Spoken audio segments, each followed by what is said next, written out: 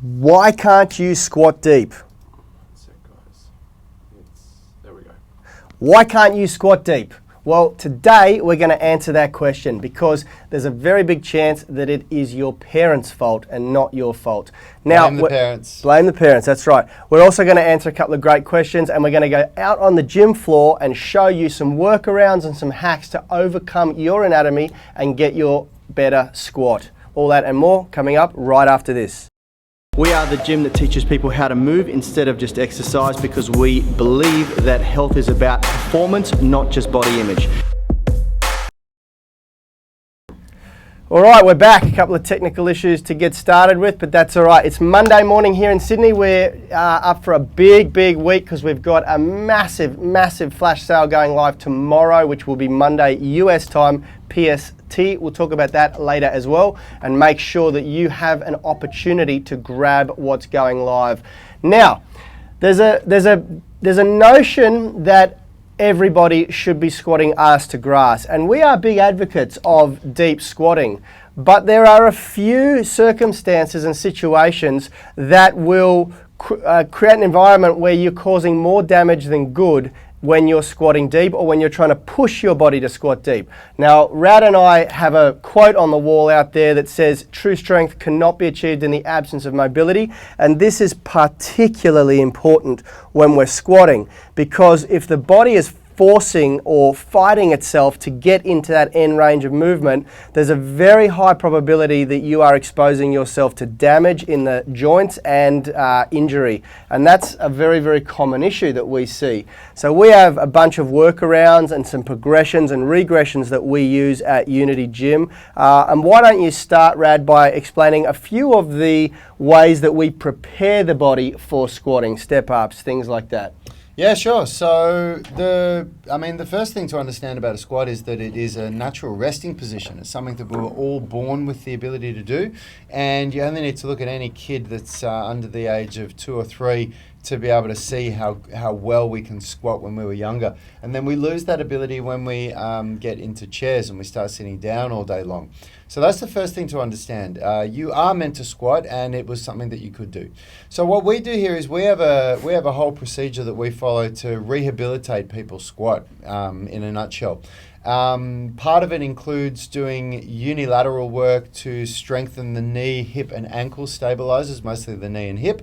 And another part of it works on creating the mobility to be able to squat down as far as you can go. And it works really well. It's a tried and tested method. It's something that we've formulated from working with a lot of really great coaches like Charles Poliquin and Ido Portal and Tony Battaji, Aaron McKenzie, lots of really cool people, and it works really well. We have a great success rate. One of the things that we've had members in tears in here with smiles on their face after the first couple of months, saying, I haven't been able to squat like this for decades, and I can never play with my kids because of it. So it's a pretty cool thing. And we've got a success rate of like dramatically improving someone's squat within about 2 minutes. And that's what we're going to show you today. There is a very bad misconception that's taught to personal trainers and strength coaches when they do their basic sort of diploma in movement, which is that there is a framework to squat. There is a one-size-fits-all way to squat, and it's really wrong. And this is the thing. One of the big differences to our program is that we don't tell people to squat a certain way. We work on exploring their body and their strengths and weaknesses, and then develop a squat that's very personalized to them, because that is an essential part of the process, and that's what I'm excited to show you guys today. It came about from a couple of questions on our movement mastermind. One of the girls, I cannot remember your name, I'm terribly sorry, I forgot to print out the question. She was asking about squatting, and in reaction to a show that we did last week about the hip length, leg length discrepancy and how that affects hip mobility. And it made me think, wow, this would be a great topic to do a full show on. So that here we are today. Let's jump out onto the gym floor and let's take a look at some squat variations, and then we'll wrap things up back up in here. Richie's just going to get our gimbal cam ready. Just use this one. Is this one already set up, Richie? No, this one's fine, man. That's all good. It's all good. Good. We just have to. The phone, the camera that we use for the gimbal runs out of battery very quick, so we got to keep it on charge till the very last minute, and then we can tear out and get going. All right. Held up. You just got to hold it on, and it'll flick on. Yeah. Hold Yeah. it. Yeah, it's all good. Is it actually on? It's not moving around, mate. Yeah, there you go. Have you flicked the camera over? Yep. It's all good, guys. Okay. I'll get you to squat here. So what I want you to pay attention to, it's unfortunate that Rad's got trackies on. I wanted him to have shorts, but it's okay. No, just leave it, because I need to show.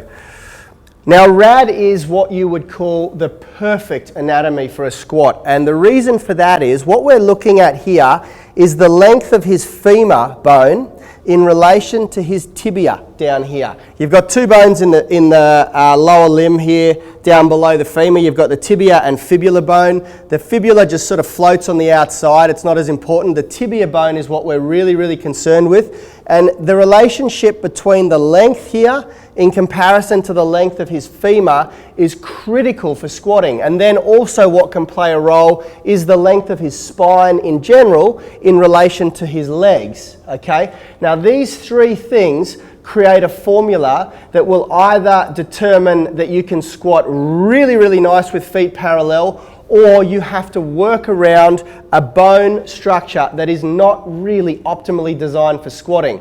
Now, the best way to do that and the easiest way to describe that is can you see this texture? Yeah?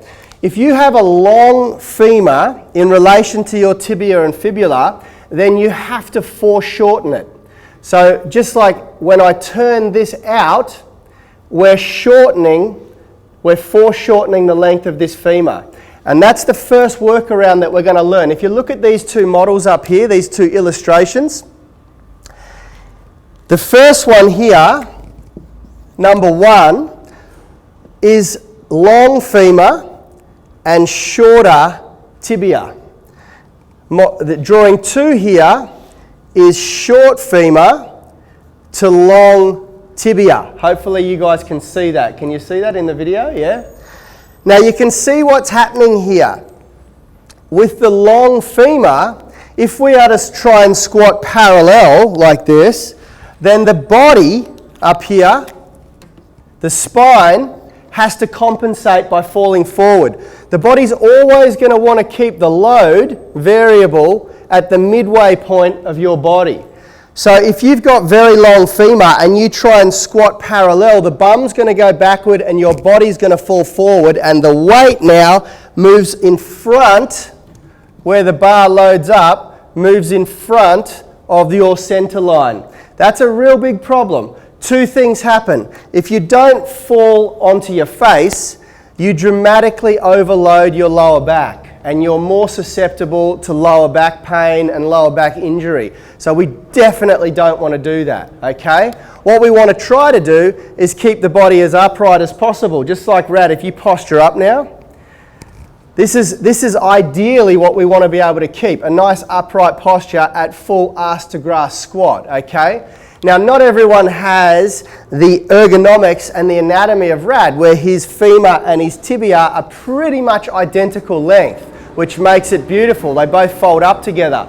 A lot of you out there are going to have really big femur. So what we want to do, the longer the femur in relation to the tibia, the more we have to turn out and widen the stance. Remember, we get that foreshortening effect. And that foreshortening effect is going to allow you to keep a more upright posture. There's going to be limitations to this, and the other thing that can play a major role in your squat is the ankle dorsiflexion.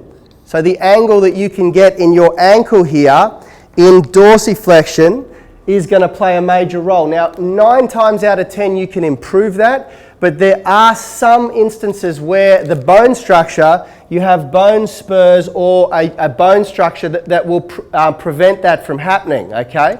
So what's the workaround if you've got a bone structure that prevents that from happening? Well, not only do you want to turn the femur out, but you want to turn your ankle out a little bit. And that's going to help you go into a deeper squat, okay? So the two workarounds, leg out to foreshorten the femur and toe out to allow a little bit more dorsiflexion in the ankle. You're always, always, always going to be limited by this algorithm. If you have long femur, guys, you cannot squat parallel, feet parallel. You must widen your stance, otherwise you're going to really blow out your hips, blow out your lower back, and just cause, like, the risk versus reward is way outweighed. The risk is way higher than the reward of having like a perfect parallel squat, like someone like Rad can do. Now, here's the thing. The depth of the squat, the reason why we want to squat really deep is because it dramatically increases the amount of workout we get in the glutes, and it also increases the workout we get in the quads and the VMO. So there are really great benefits for it. It's also an amazing mobility exercise to help keep a really nice healthy pelvis, healthy spine, all of that. So there are many, many benefits. But the key that I'm driving home today, the key lesson here is that you must explore your own personal anatomy. Chances are, if you're tipping forward and it's not due to a tightness in areas of your body, it's going to be due to your anatomy. And that's something that you've inherited from your parents. It's genetic, and there's not a lot you can do. You can't shorten or change the length of your bones. So the way we work around that, obviously, is we foreshorten, we turn the hips out, we open the hips. Now, another variable that comes into play here is the acetibular socket in the pelvis. The sockets here that the greater trochanter of the femur plug into are pitched slightly differently. And many women have a acetibular that pitches out to the side, so that when we try and squat parallel, we're impinging the pelvic joint itself, which can create major, major problems and a lot of discomfort. So if you feel like it just doesn't feel right to be squatting like that, then don't squat like that. There's no rule to this. We actually learned from one of the leading squat researchers, and he even said that as you squat, there can be 7 centimeters of movement in either direction in the knee to work around your anatomy with 0 chance of injury. So the whole concept of having to keep everything perfect is completely flawed. And anyone who's told you that just has a real lack of understanding in human biomechanics and anatomy. So that's the take-home message today, guys. Explore your anatomy. Explore your hips, your acetabular pitch, your femur length in relation to the spine and the tibia, and then adjust your squat accordingly. Now, one of the best drills that you can do, come around here, Rad, and just demonstrate a assisted squat here, and just change your foot position a bit. So what Rad's doing here is, one of the best ways to explore your comfortable or optimal squat stance is to get into a deep squat assisted so that you can posture up, and then just play with different foot positions. Now, even millimeters here will alter how it feels in your spine and hips quite dramatically. So turning your heels out a little bit will change it a lot. Turning the heels in a little bit will change it a lot. Widening the stance will change it a lot. Narrowing the stance will change it a lot. Allowing the knees to go out will change it a lot. It's all about exploration. In our foundation strength program, we spend the first 12 to 16 weeks exploring the body like this through mobility drills and strengthening the segments of the body in more isolation to prepare them for heavy squatting before we load up heavy on the barbell. And that is a really important part of anyone's programming. You've got to make sure that you're making changes and adaptations based on the fundamentals of your biomechanics and your anatomy, because you're not going to be the same as the next person. Everyone's squat is probably going to look a little bit different, and so it should. Rad's squat looks different to mine. Richie's squat behind the camera looks different to hers. Kalisha's squat changed after she gave birth to our children. Her hips changed. So she could no longer squat the same way that she used to squat, and she had to adapt again. My squat changed after I had a knee reconstruction, and it no longer felt comfortable what I was doing. Here's the thing. As you develop strength and mobility, your squat stance, what's optimal for you, will likely evolve as well. So just keep exploring. Don't do the exploration with stupid amounts of weight on your back, and you'll continue to level up your squat. Let's jump back in the studio to finish off.